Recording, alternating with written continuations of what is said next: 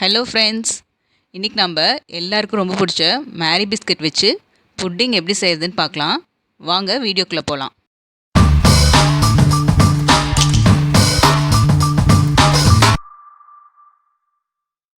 First நம்ம caramel செஞ்சுக்கலாம். அதுக்கு நான் 5 ஸ்பூன் சர்க்கரை எடுத்திருக்கேன். 3 ஸ்பூன் எடுத்திங்கனாவே போதும்.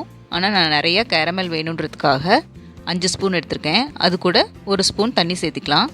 இதை அடுப்பில் வச்சு உருக்கிக்கலாம். மீடியம் ஃப்ளேமாக அடுப்பை வச்சுக்கோங்க. இது நல்லா ப்ரௌன் கலர் ஆகிற வரைக்கும் நல்லா உருக்கிக்கோங்க.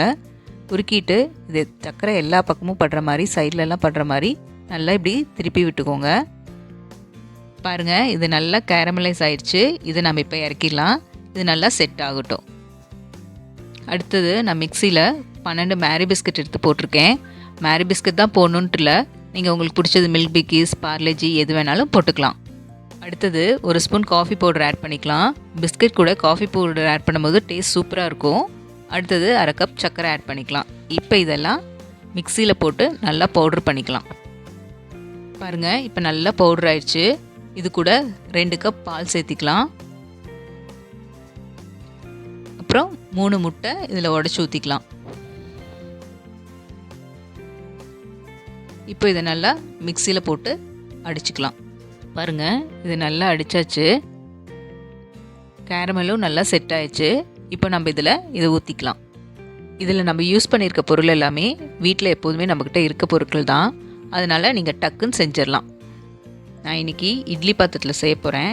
இட்லி பாத்திரத்தில் தண்ணி ஊற்றிட்டு அதில் ஒரு ஸ்டாண்ட் வச்சுக்கலாம். ஸ்டாண்ட் மேலே இப்போ நம்ம பாத்திரத்தை வச்சுக்கலாம். தண்ணி இந்த பாத்திரத்தை டச் பண்ணுற அளவுக்கு இருக்கிற மாதிரி பார்த்துக்கோங்க. இதை ஒரு தட்டு போட்டு மூடி வச்சிடலாம். அப்புறம் இட்லி பாத்திரத்தையும் நம்ம மூடி வச்சிடலாம். இதை ஒரு 20லேருந்து 30 நிமிஷம் வரைக்கும் மீடியம் ஃப்ளேமில் வேக வைக்கலாம்.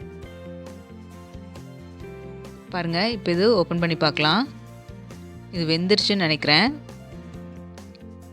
பாருங்கள், ஒட்டாமல் வருது, நல்லா வெந்துருச்சு. இப்போ நம்ம இதை இறக்கிடலாம். பாருங்கள், இது நல்லா ஆறிடுச்சு. ஒரு கத்தி வச்சு சைட்லலாம் இப்படி நல்லா எடுத்து விடுங்க.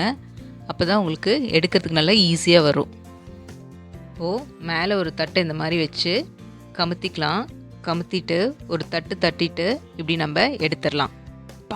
எவ்வளோ சூப்பராக வந்திருக்கு பாருங்கள். கேரமெல்லாம் எவ்வளோ சூப்பராக மெல்ட் ஆகி பார்த்தாவே சாப்பிடணும் போல் இருக்குல்ல. வாங்க இப்போ நான் உங்களுக்கு கட் பண்ணி காமிக்கிறேன். பாருங்கள், கட் பண்ணுறதுக்கே எவ்வளோ சாஃப்டாக வருது. நான் முன்ன சொன்ன மாதிரியே இதை நம்ம ஈஸியாக செஞ்சிடலாம். அதனால் கண்டிப்பாக வீட்டில் ட்ரை பண்ணி பார்த்துட்டு எனக்கு கமெண்ட் பண்ணுங்கள். நம்ம சேனலில் ஏற்கனவே நான் பண்ணியிருக்க கேரமல் புட்டிங்கோட லிங்க் மேலே வரும், செக் பண்ணிக்கோங்க. இதே மாதிரி வேற ஒரு சூப்பர் ரெசிபியோடு பார்க்கலாம். தேங்க்யூ.